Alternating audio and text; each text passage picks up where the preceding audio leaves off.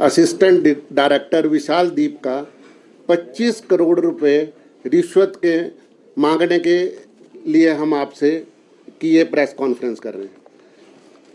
हम सारे कॉलेज वाले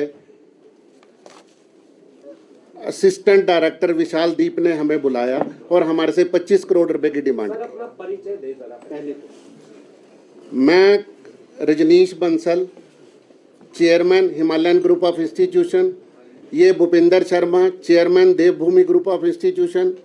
Sanjeev Prabhakar, chairman ICL group of institution. DJ Singh, chairman Vidya Jyoti group of institution.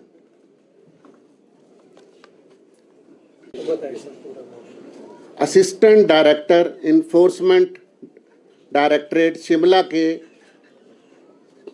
Shri Vishal दीप, जिन्होंने हम सबको बुला के 25 करोड़ रुपए की डिमांड की है। जब उसने सबसे पहले मेरे को बुलाया, मैंने उनसे पूछा, सर बताइए, पहले टॉर्चर किया। उनके 2 ऑफिसर हैं, नीरज एंड सुनील।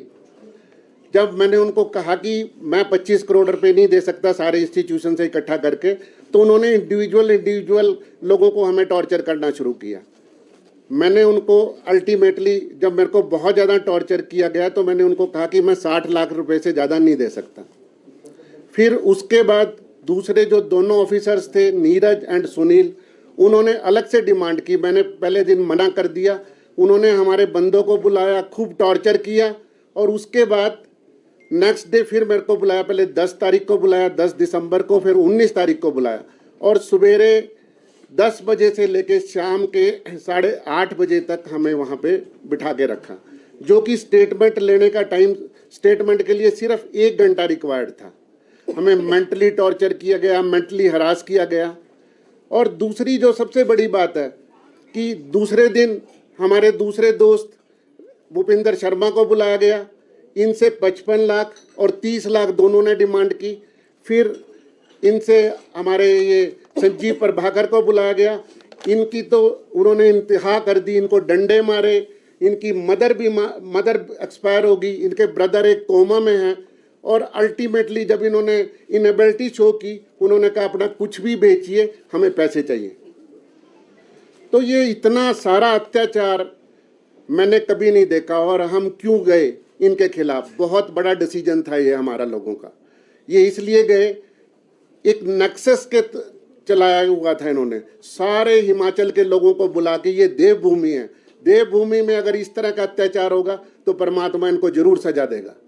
और यहाँ पे हर लोगों को बुलाया जाता था, सारा दिन बिठा के, और सिर्फ कोई यहाँ पे इंक्वायरी नहीं होती थी। सिर्फ क्या होता था? एक्सटॉर्शन। सिर्फ हमारे को कितने पैसे देंगे। मैंने भूपिंदर शर्मा को बताया कि आप जल्दी से पैसे मान लेना कि मैं दे दूंगा। इनको 3 घंटे में फ्री कर दिया। मैंने 2 दिन नहीं माना तो मेरे को 8:30 बजे तक बिठाया गया। और मोर ओवर मेरी वाइफ बीमार थी। मैंने इनको कहा कि मेरी वाइफ बीमार है, मेरे को जाने दो। कहता कोई नहीं, मरती है मरने दो, कोई फर्क नहीं पड़ता, हमें प्यार है सिर्फ पैसे से, हमें पैसे चाहिए। ये डिसीजन फिर क्या हुआ, हमने ये डिसीजन क्यों लिया इनके खिलाफ जाने के लिए? क्योंकि मैं, भूपिंदर शर्मा, हमारे बच्चों ने, वाइफ ने, सब ने कहा कि इनको पैसे दे दो, हम अपना सारा कुछ बेच देंगे। मेरी वाइफ और इनकी वाइफ ने तो अपने सारा जो गोल्ड था वो भी रख दिया कि इसको बेच दो, इसको गोल्ड स्मिथ पे, और इनको पैसे दे दो। पर जब इसके साथ अन्याय हुआ, संजीव प्रभाकर के साथ क्या अन्याय हुआ, इसके पास पैसे नहीं थे देने के लिए। इसने कहा मेरे को जहर दे दो। ये जहर की एक वो लेके आया, शीशी लेके आया हमारे पास, या मेरे को जहर दे दे या फिर आपका डिसीजन है। फिर हम एडवोकेट के पास गए, उन्होंने कहा आप इनको रेड हैंडेड क्यों नहीं पकड़वाते। और मैं सच में सीबीआई ऑफिशियल्स का, चंडीगढ़ में हमारे डीआईजी साहब का, मैं दिल से आभार व्यक्त करूंगा कि उन्होंने 5 मिनट में एक्शन लिया। जब हमने उनको बताया सर हमारे साथ ये इनजस्टिस हो रहा है, 5 मिनट में उन्होंने टीम डिप्यूट कर दी शनिवार को। और ये ऑपरेशन शनिवार और संडे को पूरा दिन उन्होंने सारा कुछ रिकॉर्डिंग की। मैं प्रेस वालों को रिकॉर्डिंग भी सुनाऊंगा उनकी, किस तरह उन्होंने पैसे मांगे। मतलब ये कोई मामला ऐसा नहीं था कि 1 मिनट में हमने कुछ कर दिया। रही बात, मैं आप सबको एक और विनती विनम्र, 250 करोड़ रुपए का स्कैम की बात करते हैं, कोई स्कैम नहीं हुआ यहाँ पे। 250 करोड़ रुपए 5 साल में बटे हैं। सीबीआई ने ऑलरेडी चार्जशीट फाइल कर दिया। आप ऑनरेबल कोर्ट में जाके देखें कितने रुपए का है। किसी इंस्टीट्यूशन पे 10 लाख रुपए का है, किसी पे 20 लाख। वो इरेगुलरिटी है, वो कोई स्कैम नहीं है। हमने इसको हाइप कर दिया कि स्कैम 250 करोड़। और 276 इंस्टीट्यूशन थे, आपने 29 कॉलेजेस को क्यों सिलेक्ट किया? क्योंकि बड़े बड़े कॉलेजेस में ये था कि इनको बदनाम किया जाए, हमारी इतनी बड़ी इन्वेस्टमेंट है और इनको यहाँ से। और आज हर कॉलेज बंद हो गया, 99% कॉलेजेस बंद हो गए हिमाचल। तो हमारे साथ कितना अत्याचार है, कितना अत्याचार होगा। बहुत सारे कल्प्रिट इन्होंने और पकड़ने हैं। सीबीआई ने दिन रात काम किया। 3 दिन तो हम सीबीआई के ऑफिस में बैठे रहे और 3 दिन रात सीबीआई ऑफिशियल्स ने, हमें पता है उन्होंने किस तरीके से, किस मेहनत से इनको पकड़ा।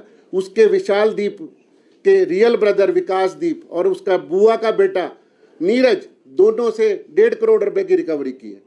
और जो हमारे पैसे थे 55 लाख रुपए, जो हमारी हार्ड अर्नेड मनी थी दोनों भाइयों की, वो भी इन्होंने रिकवर कर ली। उसमें सारों के नोट नंबर थे, कोई गलत स्टेटमेंट नहीं है एक भी। नोट नंबर सीबीआई ने नोट किए हुए थे, पाउडर लगाया हुआ था उन नोटों पे। वो सारे के सारा पैसा रिकवर कर लिया। तो मेरी कितना अत्याचार करेंगे हम, कितना अत्याचार सहेंगे? मेरे को लगता है इससे बड़ा अत्याचार कोई नहीं होगा। इन्होंने आतंक मचाया हुआ था पूरे उसमें। ये तो आतंकवादी हैं। जब हमारी, मैं माननीय प्रधानमंत्री जी, माननीय गृह मंत्री जी का भी शुक्रगुजार हूं जिन्होंने बड़ा प्रॉम्प्ट एक्शन लिया इस काम में, सारे ऑफिशियल्स को शिफ्ट कर दिया। अरे कहीं तो कहीं आप, अत्याचार की कोई लिमिट है? कोई लिमिट नहीं छोड़ी इन्होंने।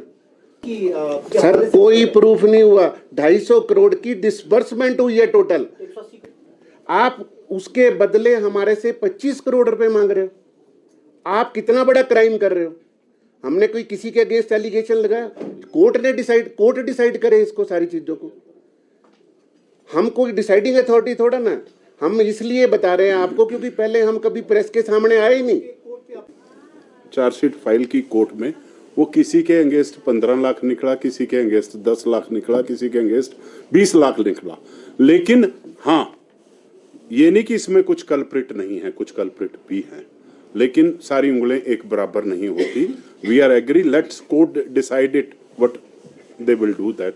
दूसरा जो ईडी की बात है, वो पिछले साल से जब से ये मैटर ईडी के पास गया है, हम पहले भी ईडी ऑफिस में आए हैं। वी नेवर मीन्स कोई उसमें कभी हमारे को टॉर्चर नहीं किया गया, कुछ नहीं किया गया। पहले थे हमारे वो अमन मोर जी थे, स्पेशली उन्होंने बोला कि किसी को कोई पैसा नहीं देना, किसी को कुछ नहीं देना।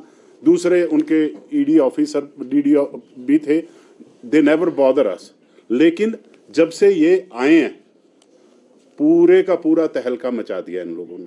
इन लोगों ने आपके फोन रख लेते हैं, आपको ऐसे हाई सिक्योरिटी से टच करते हैं, वो देखते हैं कि किस कमरे में कैमरा है, वहां नेगोशिएशन करो, वहां टॉर्चर करो।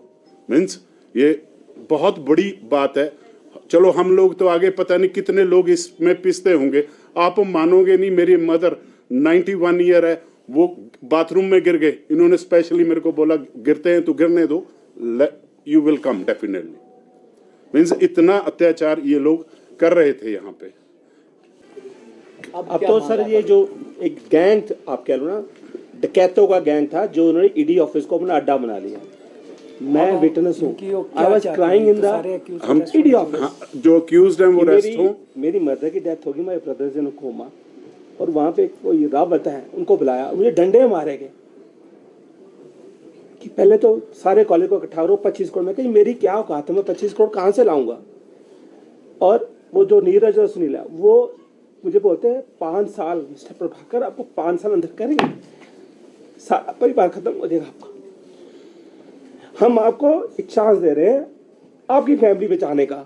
मुझे 1.5 करोड़ रुपया मांगा गया और मैंने उनको अपना, मैं मथुट से लोन लेके अपना घर चलाता हूँ। मैंने दिखाया कि मुझे नहीं पता, मुझे पैसे चाहिए संडे तक, नहीं तो 5 साल ऐसे अंदर करूंगा कि सारा खानदान बाहर आएगा तो कुछ नहीं बचा होगा तेरा।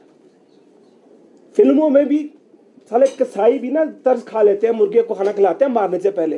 इन लोगों ने हमें पूरा पूरा दिन खड़ा रखा है सर, 8-8 घंटे खड़ा रखा है, कभी ऊपर कभी नीचे, और सारे दफ्तर को पता कि आज इसको अरेस्ट करेंगे। मुझे वो फिलर दे रहे थे, क्लियर करा रहे थे। मैं तो शायद मैं सुसाइड कर गया होता। क्या आपको ये लगता है कि सर जिस दिन अगर ये नहीं होता ना, आज प्रेस कॉन्फ्रेंस